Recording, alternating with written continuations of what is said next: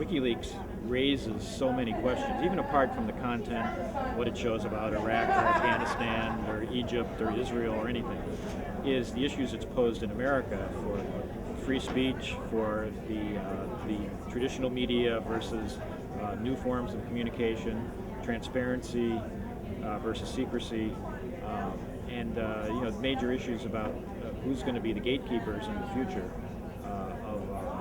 of the secrets, of the information that the public gets. This is, the media democracy at work.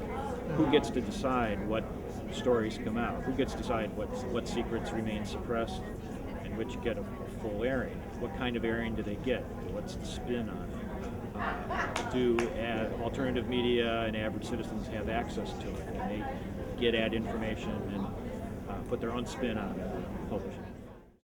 In the U.S., of course, we focused a lot on the New York Times, which was the first partner of WikiLeaks, actually going back all year, going back to the Iraq and Afghanistan leaks and then the Cablegate leaks. So in the U.S., we tend to think in terms of the New York Times. They've given massive coverage for a while for all these things, and then turn the page. Of course, this is a giant story in England because of The Guardian. But what's lost for most people in the U.S. is how after The Guardian and The New York Times have moved down the road, Assange and WikiLeaks started sharing the cables with regional papers around the world. And you mentioned the Hindu in India made the tremendous repercussions there from their revelations just in the past month about vote buying and so forth there.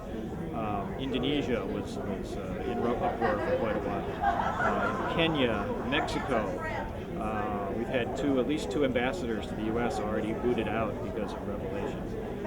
And then, of course, the major revelations with Egypt and Tunisia, Yemen, and Libya, and Bahrain, and so forth. So in the U.S., we tend to be, America-centric. We don't really see all these things. Now, what's interesting to your question was that different newspapers around the world have used the cables differently.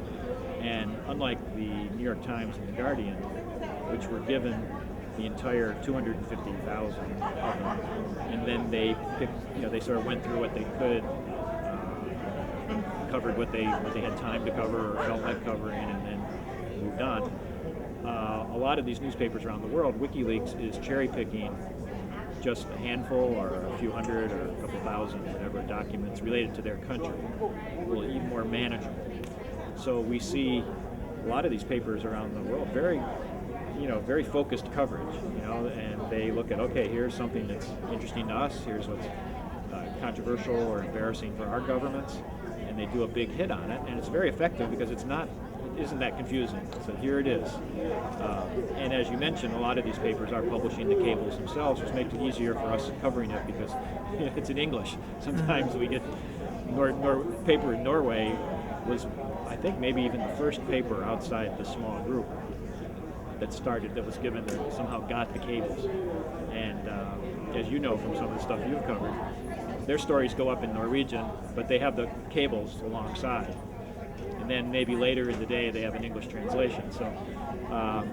So it is good that a lot of the papers are putting the cables up, and people can decide themselves what to make of them. We haven't seen yet is mass leak of all the cables to the journalists as a whole, or people can go into them themselves. Obvious reasons for that because of the dangers of leaking, but we still haven't seen really independent journalists really have a big go at them. It's kind of the hysterical thing. The more the New York Times, Bill Keller complains about Assange and WikiLeaks and says they're not really journalists, and we do the good work and everything else.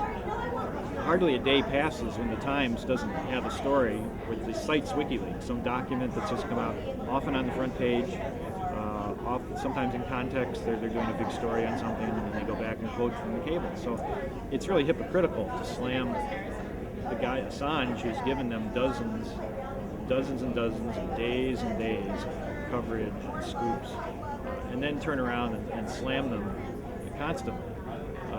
So that's the hypocrisy behind it. These major media outlets that have taken advantage of the scoops, which just came to them, wasn't their own reporting, and then turn around and criticize the source. So it's also dangerous because if Assange is prosecuted, it throws into question how free the press is. And a lot of people have said, why, if Assange is guilty of leaking, what about the New York Times, or what about Bob Woodward and all these other things? So there is a difference. The New York Times and some other places want to pretend they're the only journalist, or they have a special category. And people like Assange and other leak organizations don't fit into that. And so it could be a dangerous situation in the future.